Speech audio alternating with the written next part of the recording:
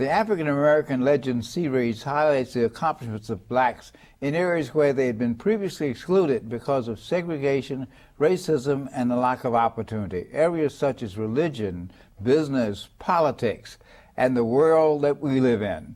We'll explore how African Americans have succeeded in this climate. Today we're meeting with Assemblyman Keith Wright from the 70th Assembly District in Harlem, and we're talking about the budget crisis in New York State. Glad to have you with us today, Keith. Thank you. Thank you so much for allowing me to be here, Dr. Brown. Now, the budget crisis is really a crisis. It's an absolute crisis. This is the latest budget in the history of New York State. 20 years this has been happening. You're a distinguished leader in the Assembly, and you have a Speaker, Assemblyman Shelley Silver, the Senate, David Patterson is the Deputy Minority Leader, but then we have Joe Bruno, who's the Majority Leader, and then we have the Governor, George Pataki. Now, how does all this come into confluence to cause this budget to be so late? Well, first of all, you are exactly right. You're hitting the nail on the head. It's an absolute budget crisis. We have a crisis in New York. We did not pass this year's budget. This year's budget was in the neighborhood of over $100 billion. And as you know, Dr. Brown, everyone in the state of New York is dependent in some way, shape, manner, or form on the budget process that we vote on in the state of New York. A lot of people don't know about it. A lot of people don't pay that much attention. But everyone in the state of New York, all 18 million people in the state of New York, in some way, shape, manner, or form, are affected by the budget. And the budget was supposed to be due on April 1st. We are fiscally mandated to pass a budget by April 1 each and every year. Now, we have not adhered to that deadline in the New York State Legislature for over 20 years. This year, in particular, this year we did not pass the state budget until somewhere mid-August. Previously to that, the latest budget was August 9th in 1997, and that was the year that we were grappling over the rent control, rent stabilization issue, and that was stretched out until, August 9th, somewhere thereabouts. But this year, the budget gridlock, the legislative gridlock, reached absolute epidemic proportions. Now, for the citizens who hear this, say, well, look, if you run out of money, you don't have a budget on April 1st, how does the state government keep going on? What the governor, the present governor, likes to do is that he likes to keep, I guess, the budgetary process going. He likes to keep the state moving financially with what they call a series of financial extenders. What he will do is that he will put forth a bill extending the previous year's budget for another 2 months maybe, or another month, or maybe 2 weeks until you can get get an agreement on various budgetary items. Now, what that does is that when you're funding state government to the tune of the previous year's budget, you're in fact probably saving money. And it's a de facto cut. It's a de facto cut, absolutely, across the board, across the board. So in fact, the governor is saving money, because I guess in his circles, in his political circles that he hangs out in, he doesn't want to be seen. Doesn't want to be seen as being a big spender, I guess, in a lot of ways. Although 2 years ago, didn't he advocate one of the largest increases in the state budget? Oh, there's no question about it. No question about it.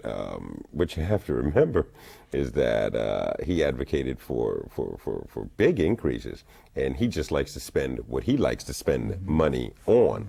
As a matter of fact, I guess his friend in the White House loves spending money. This is the first time that we in this country, in a matter of, I guess, about eight or so years, we are now running the government in deficit mode, whereas beforehand we had billions and billions of dollars in surplus. We had $1 trillion surplus. $1 trillion. Now we have $1 trillion deficit. We're in deficit. So certainly, but the governor certainly has been, trying to run government with a system of financial extenders from the previous year's budget. Now, does he save money with that? Sure. Is it helpful to let's say CUNY, let's say in terms of our hospitals?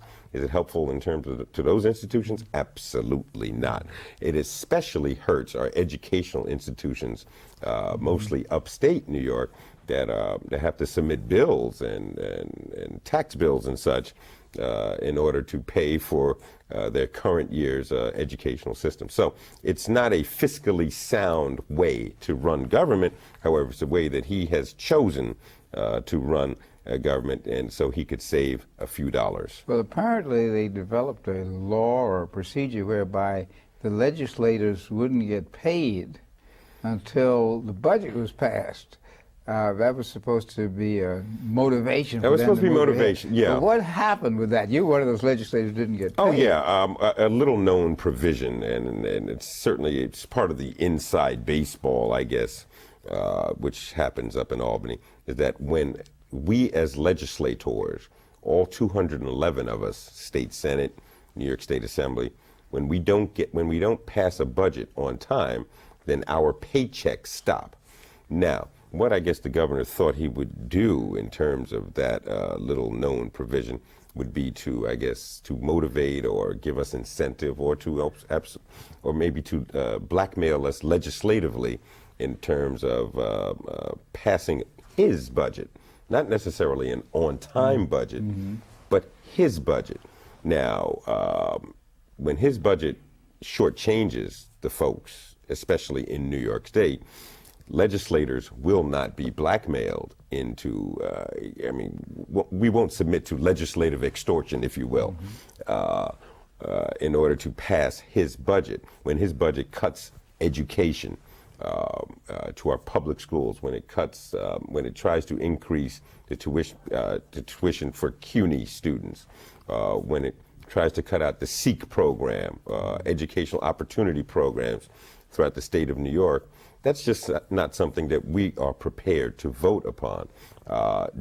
Is it fun not getting paid? No, it is not. And what you have to remember is that we didn't get paid for almost a third of the year, from April 1 to mid-August, without any paycheck whatsoever. Doesn't make for good living. Certainly, I'm glad I had an understanding landlord in some respects, and the credit card companies were not as understanding. So, I mean, a lot of legislators, what they do is they borrow on their pensions. You get creative financially, but certainly we're in a much better position than most of our constituents, who, especially my constituents, some of whom aren't getting a paycheck at all. So it's not something that I really bring up a lot publicly. But it's part of the pressures that we go through up in Albany, and it doesn't make for happy legislators, I'll tell you that right now. And in this year, with the CFE campaign for Fiscal Equity decision to equalize funding for New York City with upstate, the governor wanted to do it one way, and the speaker wanted to do it another way, and get more money into New York City, and as a result, everything ground to a halt. The various legislations on reforming the Rockefeller drug laws, some of the legislation on litigation limits, some of the legislation on environment, all of that ground to a halt. The Javits Center ground to a halt. And this really reflects paralysis in government. Now, as a voter who elects our representatives, I'm getting a little upset with this, that I elect you to come and do the people's business, and because you and the governor, the three men in the room, can't make a decision, I'm upset. A lot of people are upset. How can that be changed? Listen, you have a perfect right to be upset. Listen, when I came to Albany this past year, 2004 January, I was so full of hope. I was full of hope that we were going to make some changes, especially help the children of the city of New York. It was the legislature's responsibility in order to craft a financial formula so that the children of New York City would not be shortchanged anymore. The 1.1 million children in the city of New York that go to public schools, that they would not be shortchanged. I was so full of hope.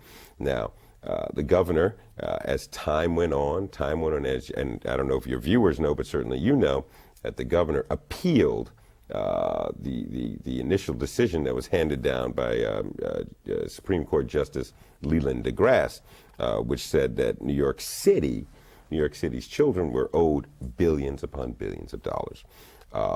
Now, what had happened is that, of course, when you're talking about so much money, and when you're talking about trying to bring more equity in terms of how education is funded, you would probably have to take away some money from the upstate communities and put it into the downstate communities. Or if you increase the budget, put all the increase in the downstate communities. Put all the increase in the downstate communities. Now, when you look at that, you have upstate communities get in the neighborhood of somewhere in the respect of maybe $17,000 per student. In the suburbs, I guess their children get in the area between $15,000 and $16,000 per student. And when you look at what children in the city of New York get,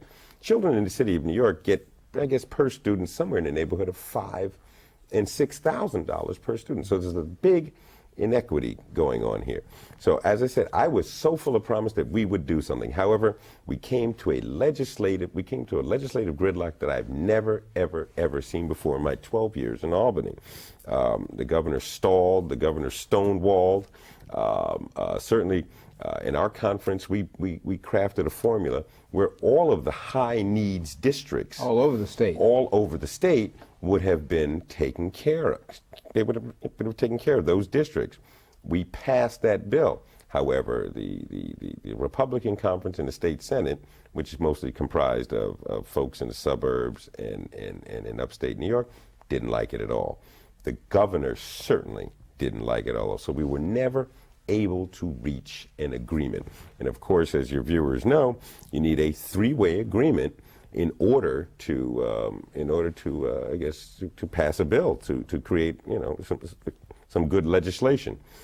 So gridlock occurred, and you as a voter and I as a legislator and a voter, I'm very upset. Well, how do we change it? There have been a lot of proposals, but they all seem to get caught in, again, political gridlock. Well, let me just say this. So thus, we as a legislature abdicated our responsibility in terms of crafting a financial formula, a fiscal formula for the students of the city of New York. So thus, it's gone back to the courts. It's going back to, I believe, three special masters, referees or masters, who I believe are now currently looking to craft this financial formula. So all is not lost, and certainly, the governor might have tried to be penny wise, but I think he's going to be pound foolish in the end. With the budget that was approved in the middle of August, the governor then vetoed some 197 items on a line item basis, many of them being social services and programs that affect people in New York City. When it came time to override those vetoes a couple of weeks ago, you needed 100 assembly people. 99 showed up, and a couple of the majority of the Democrats were not there because of entreaties from the governor. Right. So therefore those vetoes still stand. I assume eventually they'll be overridden. But this is a classic case of gridlock, and I come back to my original question: what can you do to change this system? Last Monday, we in the Assembly, we were called back in order to override some 197 vetoes that you just talked about. Some of those vetoes that the governor knocked out of the budget were funding for various community colleges. Community colleges, some good people come through our community colleges. Those folks that necessarily can't afford a four-year institution start out in community colleges. Schenectady Community College, Genesee Community College, community colleges all across the state. And we in the Assembly, I think we have 103 or 104 Democrats in the New York State Assembly out of 150. You need 100 votes in order to override a veto. Well, apparently, and it came out in the light, everything comes out, the governor actually made phone calls to Democratic Assembly people. I did not get a call, but he made a call to, in particular, 3 or 4 Democratic Assembly people, one of whom was a guy named Steve Kaufman, who was just involved in a very tough race up in the Bronx, a guy named Ron Tochi from New Rochelle, and a woman named Carmen Arroyo from the Bronx. From the Bronx. Apparently, they took the suggestions of the governor and did not show up. Well, we did not override, but I do suspect that we will override very soon. Now, what can we do about such gridlock, Roscoe? There are a lot of things can be done. I will venture to say that our conference this year, we're going to be putting in a number of reform measures in order to just move things around. For example, there's a reform measure that we don't have any more absentee voting, so to speak. Legislators, we have electronic voting in our House right now. And certainly I am usually at my desk and at my table when bills come. But some legislators are not. And that you have to be at your desk working in order to be counted as a vote. Certainly, one other measure that's come to the forefront is that we move our fiscal year from April 1 to, I believe, June the 1st, so that it'll be more in line with the city of New York's budgetary timing process, and that it would give us more time to deliberate the governor's budget, which he puts forth in January of that fiscal year. There are a number of proposals that are going to be coming to the forefront, and because it just cannot continue the way it's been allowed to continue for the last at least the last 12 years since I've been there. And what happens is that good folks, smart folks, get wasted, quite frankly. They get wasted. They get jaded. They get apathetic. Well, let me ask the question. A lot of this has to do with leadership. Is there going to be a revolt in the Assembly in terms of the leadership? I know they tried one a few years ago, and because the Speaker won, the people who were involved in the revolt lost all of their perks and committee chairmanships. So I guess the ultimate revolt is the voter revolt, where voters can send their representatives home and bring somebody else up there. Yeah, I don't think you will see a revolt in terms of our leadership in the New York State Assembly. Shelley Silver, you have to remember, you talked about the 3 men in the room before. Shelley Silver, let's not forget, is from the Lower East Side. He is a voice in that room from the city of New York. Certainly he's proven himself to be a very skilled legislator, and certainly he advocates on behalf of New York City time and time again. Does he have a great sort of style that people warm up to? I mean, he is who he is. However, on substance, certainly he has been on the right side of many, many issues, and he has fought the governor tooth and nail. Now, will there be a voter revolt? I predict that there will be, if things are allowed to continue the way they are, especially in Albany. We saw, I guess, some inklings of a voter revolt in some of the races, the legislative races, primary races that just occurred in September. A 14-year incumbent out in Long Island was voted out.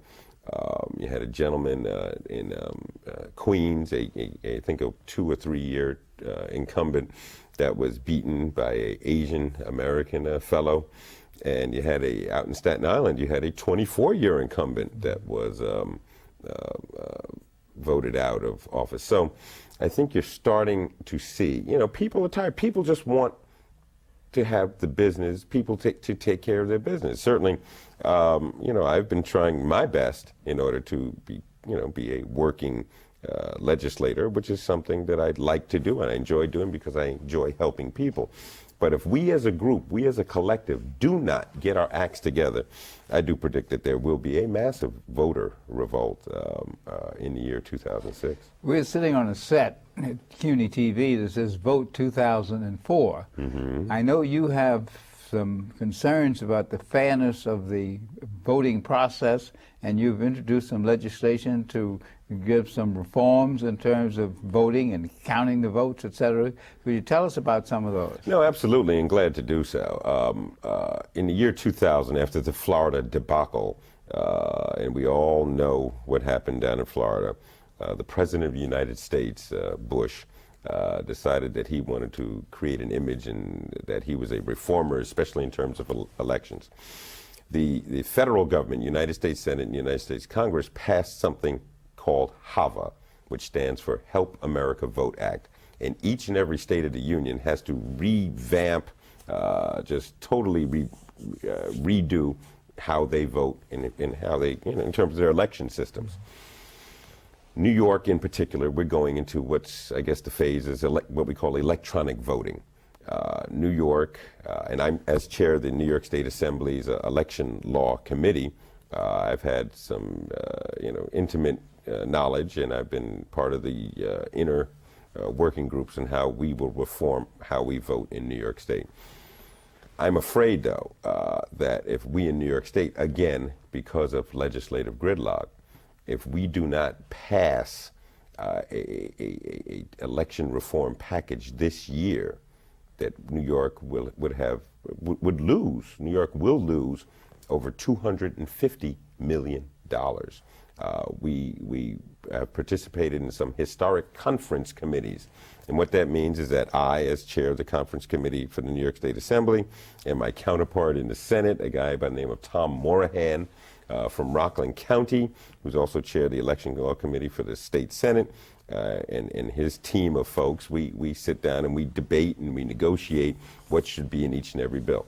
And what people have to be careful of is that we in New York, we have been advocating, at least I have been advocating, for what we call a paper trail. Mm-hmm. Paper trails are important. They're almost like receipts on ATM, automatic teller machines. But what people have to really remember is that these electronic machines are nothing but computers. Computers can be manipulated, computers can be compromised, as we've seen in Florida, as we've seen in Maryland, and as we've seen in California. California just decertified over 15, 16, 17,000 election law machines because it was found that they could have been, they were hacked into. So we in New York have to be very, very careful. We have been the only state that has advocated for a paper trail, although we've been slower in terms of, I guess, getting the specifications and the designs for these machines. Nevada, I think, is the first state that has come up with a paper trail and has been proven to be very, very successful. Do you think we'll have something in place for the November election, or do we have to keep our fingers crossed? We will not have anything in place by this election. We will still vote on those old lever machines that were, I guess, designed and put in place, I believe, in the year 1917. And like everything else that was born in that year, they are getting older. But I think this November, we will still have the old lever machines in place throughout the state. Will our votes be secure on the lever machines? Well, I think they're actually, they'll be as secure as they have been in previous elections. Certainly, because those machines get older and they break down and such. And I can't. Then you have to use a paper ballot. Then you have to use a paper ballot. And I just want to tell your viewers, if there are any problems with your machines, please vote on the paper ballots, because people feel funny about not being able to vote on a machine and then they walk away. And that's part of some old dirty tricks that some political parties use. They try and break a machine down, and it's what they call voter suppression. And I certainly don't want communities of color to be involved in any to be intimidated by any voter suppression activities. Well, as we come to the close of today's program, What is your word to the voters in 2004? Oh, listen, we have to get out and vote. I think there's some posters in and around New York and in and around the nation that say either vote or die, because we as a people, we have to be enfranchised rather than disenfranchised. Today on African American Legends, we've been talking with Assemblyman Keith Wright from the 70th Assembly District in Harlem. We've been talking about the budget gridlock in Albany and also about voting, how important it is to vote in 2004. Thank you, Keith. Thank you.